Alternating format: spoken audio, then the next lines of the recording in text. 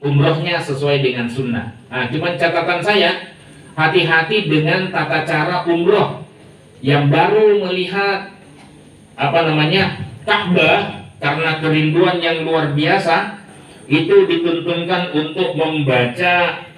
Di sini saya sebutkan sih ya. Sebentar. Doa melihat Ka'bah gimana? Allahumma antas salam wa minkas salam fahayyina rabbana bis salam. Ya Allah, engkaulah sumber keselamatan dan darimulah keselamatan itu berada. Fahayyina rabbana bis salam, maka hidupkan kami ya Tuhan kami dengan keselamatan itu. Ini hadisnya bukan dari Nabi Sallallahu Alaihi Wasallam. Ya, di sini saya sebutkan dalam catatan kaki. Kemarin pas ngisi di Al-Aman, saya suka bukunya Ustadz karena ada catatan kakinya. Kadang agak panjang. Ini hadis riwayat Asy-Syafi'i dan Ibn Abi Syaibah. Imam Syafi'i itu wafatnya 204 Hijriah, Ibn Abi Syaibah wafatnya 235 Hijriah. Ini bukan marfu dari Nabi Sallallahu Alaihi Wasallam, tapi maqtu. Maqtu itu apa artinya? Hanya sampai pada tabi'in, tidak sampai kepada sahabat, tidak sampai kepada Nabi. Karena hanya sampai pada tabi'in Sa'id bin Al-Musayyab yang wafat 94 Hijriah. Ibn Abi Syaibah juga melanjutkannya sampai Umar bin Khattab yang berarti mauquf, tapi ini pun tidak lepas dari kritik. Ya, karena ada Muhammad bin Sa'id yang majhul tak dikenal. Ingat, kita tidak bisa menggunakan amalan dari periwayat yang tak dikenal. Namun Al-Baihaqi yang wafatnya 458 Hijriah justru menyandarkannya pada Rasulullah SAW dan menggandengkan dua doa melihat Ka'bah dalam satu sanad, padahal sanadnya berbeda dan tidak ada yang menyandarkannya pada Rasulullah kecuali Imam Al-Baihaqi. Imam Al-Baihaqi mazhabnya Syafi'i. Apa lanjutannya itu? Ya, Asy-Syafi'i dari Sa'id bin Salim dan Ibn Juraid, mursal munqati, bahkan muqdol. Muqdol itu gugur dua periwayatnya setelah Ibnu Juraid. Ya. Dan tambahannya itu Allah mazid hadzal bait tasrifan wa taqdiman. Bagus sih doanya. Ya Allah, tambahkanlah kemuliaan dan keagungan pada Baitullah ini. Bagus kan? Nanti di akhir itu wazid man syarrabahu wa 'azzamahu, dan tambahkanlah juga kebaikan dan kemuliaan, keagungan pada orang yang memuliakannya dan mengagungkannya.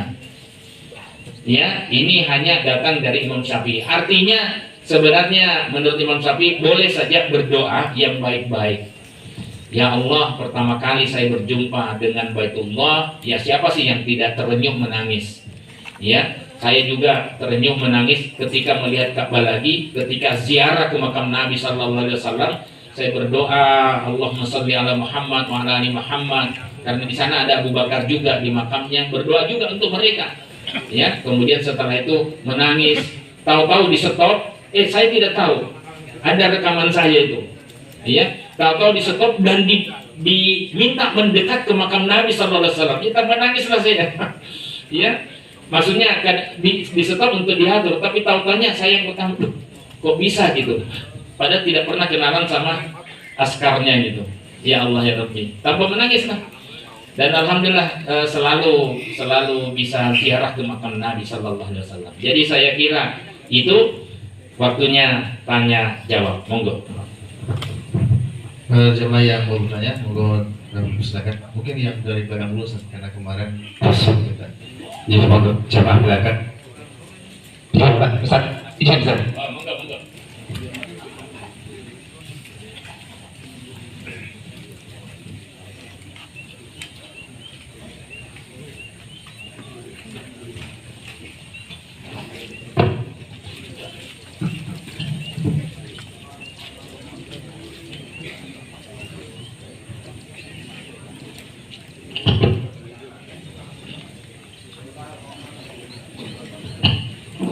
Bismillahirrahmanirrahim. Warahmatullahi wabarakatuh. Waalaikumsalam warahmatullahi wabarakatuh. pertanyaan saya singkat aja Pak. Jadi di lingkungan kita, lingkungan kami itu ada kebiasaan mijusaban yang acaranya itu Putus-putus. yang acaranya itu berdoa, zikir,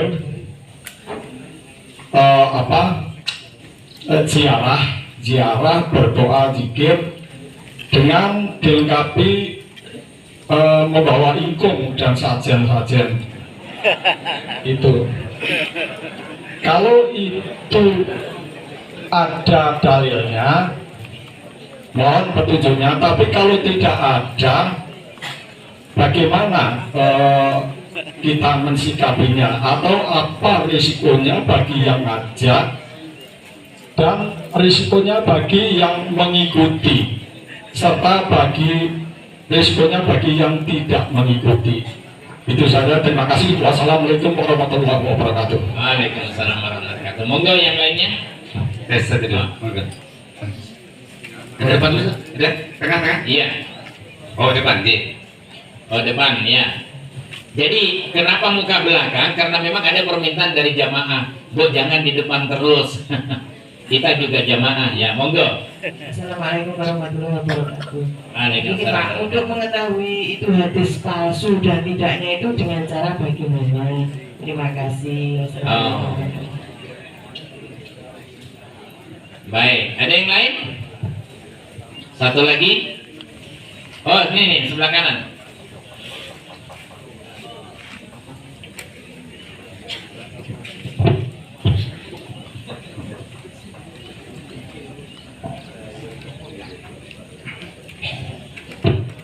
Assalamualaikum warahmatullahi wabarakatuh. Waalaikumsalam warahmatullahi wabarakatuh. Nama saya Jamaluddin. Syakir. Ada double. Mohon izin bertanya Pak Ustadz, dalam mendoakan orang tua kita,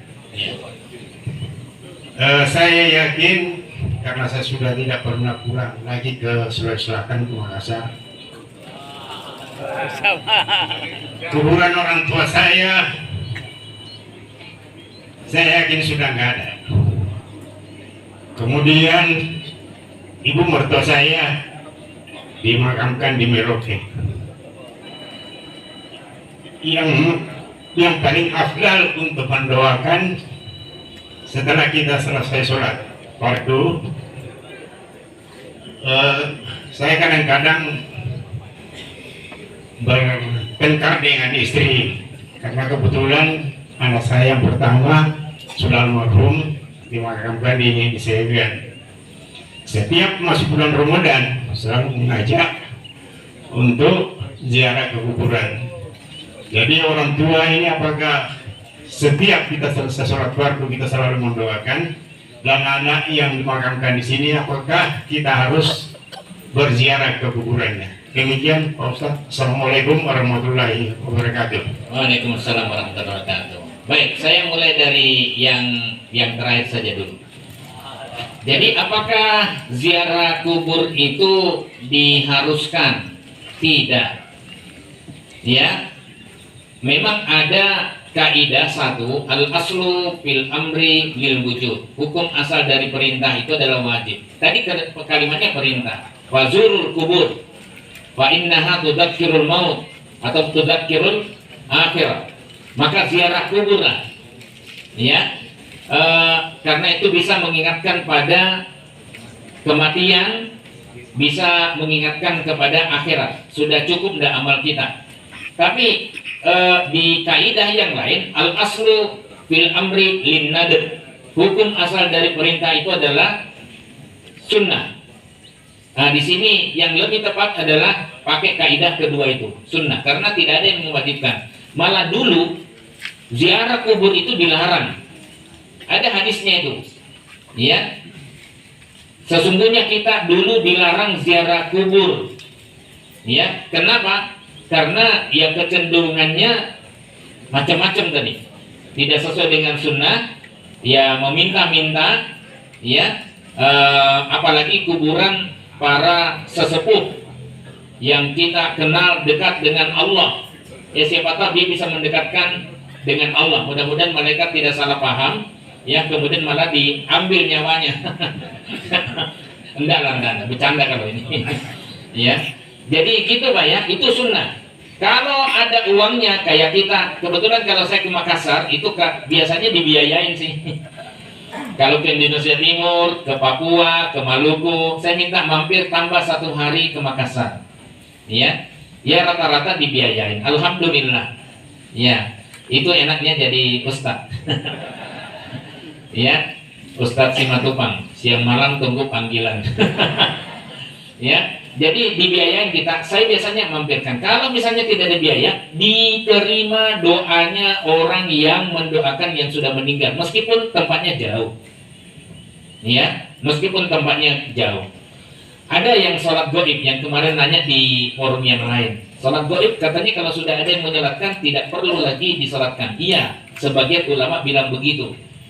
Kalau Muhammadiyah bilangnya bagaimana? Tetap sunnah disolatkan. Yang lain juga mengatakan sebagiannya tetap sunnah disolatkan, meskipun di sana sudah disolatkan. Karena dia mengambil Raja Najas katanya, memang ada hadisnya. Nabi SAW menyolatkan karena tidak ada yang menyolatkan di sana. Dia raja dengan agama Islam sendiri. Saya katakan hadisnya, saya belum menemukan hadis itu menceritakan bahwa dia sendiri. Iya, ini raja loh ya. Raja itu, rakyat itu ikut agama rajanya, tidak mungkin dia sendiri. Ya, tapi ada hadis yang itu tadi marbot masjid itu, ya marbot masjid dia tukang bersih-bersih masjid supaya masjid itu dikunjungi orang dengan nyaman. Itu ternyata tidak dikasih tahu bahwa orangnya sudah meninggal. Nabi SAW tanya, mana orang ini, mana orang ini? Sudah meninggal. Nabi, lu kenapa tidak dikasih tahu? Sudah beberapa hari meninggalnya, ada beberapa minggu itu. Tunjukkan makamnya. Saya akan sholat di tempatnya. Dia sholat di sana. Dia berdiri dan sholat di makamnya itu. Itu kan termasuk gaib. Nah, karena memungkinkan untuk dikunjungi. Kalau tidak memungkinkan, nah itu tadi Raja Najas didoakan oleh Nabi Sallallahu Alaihi Wasallam. Jadi kita doakan di sini. Tapi kalau misalnya bisa, karena ziarah kubur itu sunnah tersendiri. Mendoakan itu juga sunnah. Menggabungkan ziarah dan mendoakan itu tentu double sunnahnya. Ya, sekaligus zikrul maut. Ya. Yang kedua, saya mulai dari yang kalau tidak salah Mbah Dasuki itu ya. Betul ya? Iya.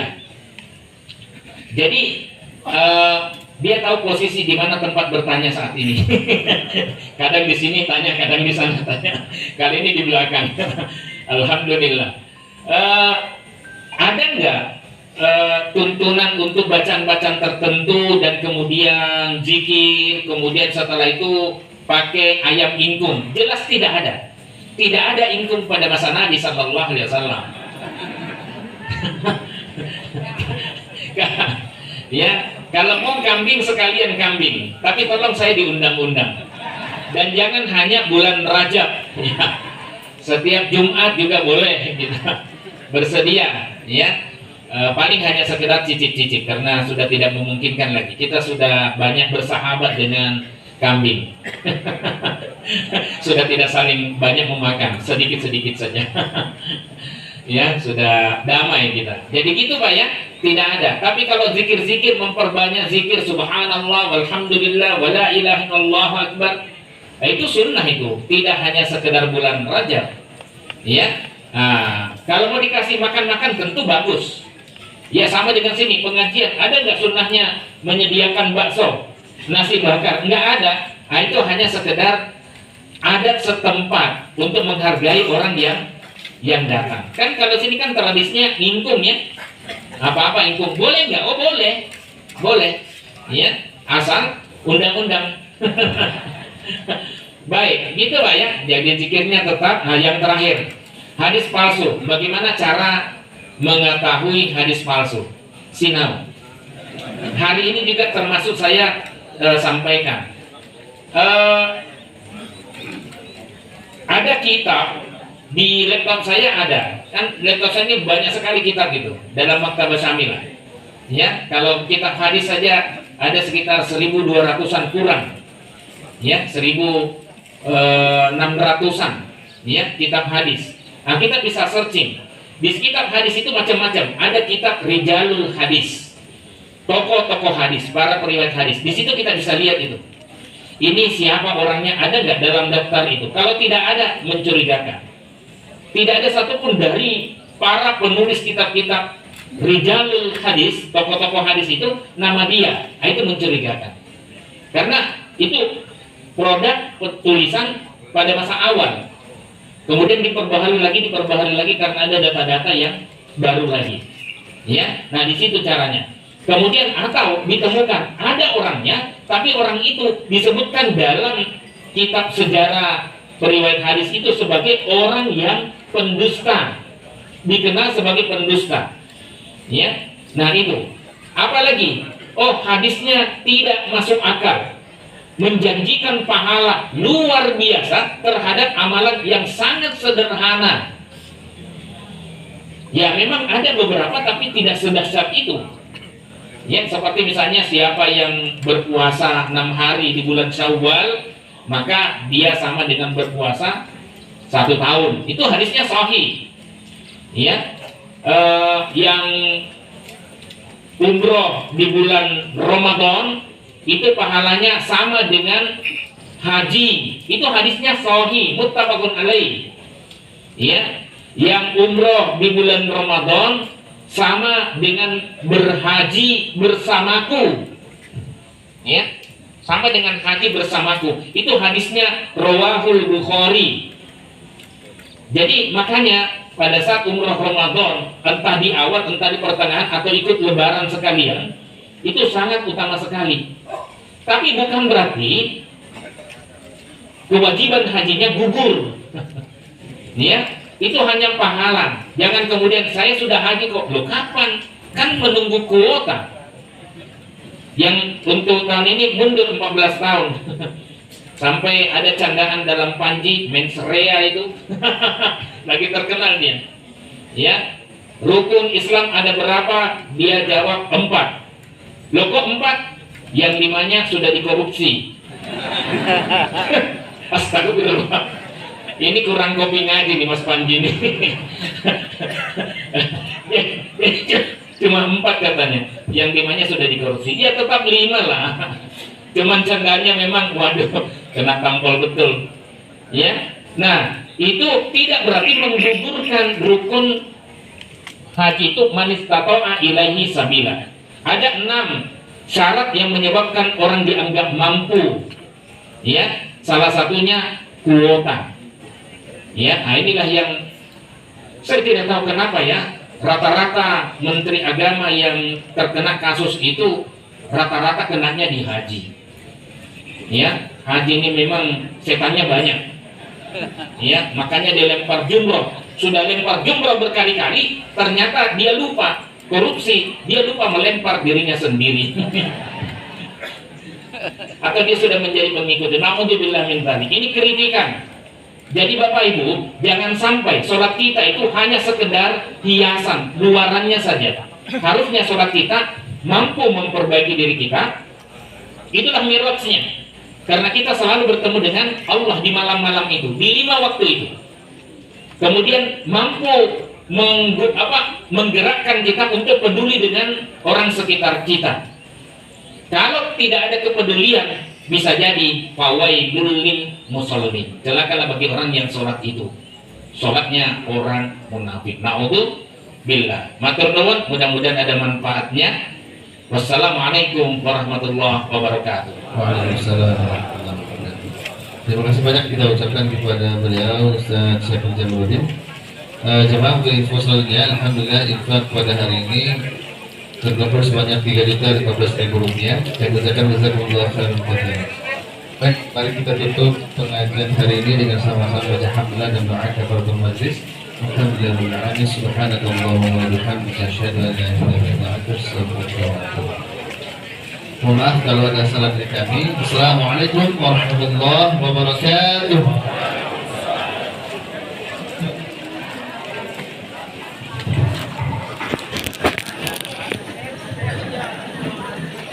Bagi jemaah yang mengingatkan buku beliau yang tentang tadi, tentang kuliah fikih ibadah dan sholat sesuai dengan Nabi, insyaallah hari ini ada diskon.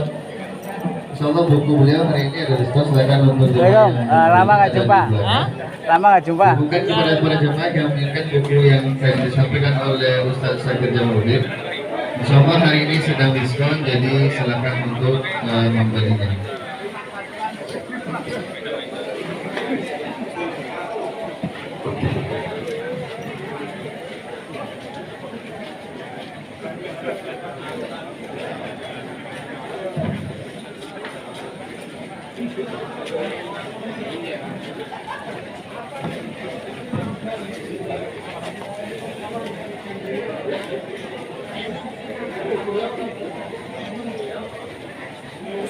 Waalaikumsalam. Ya, alhamdulillah.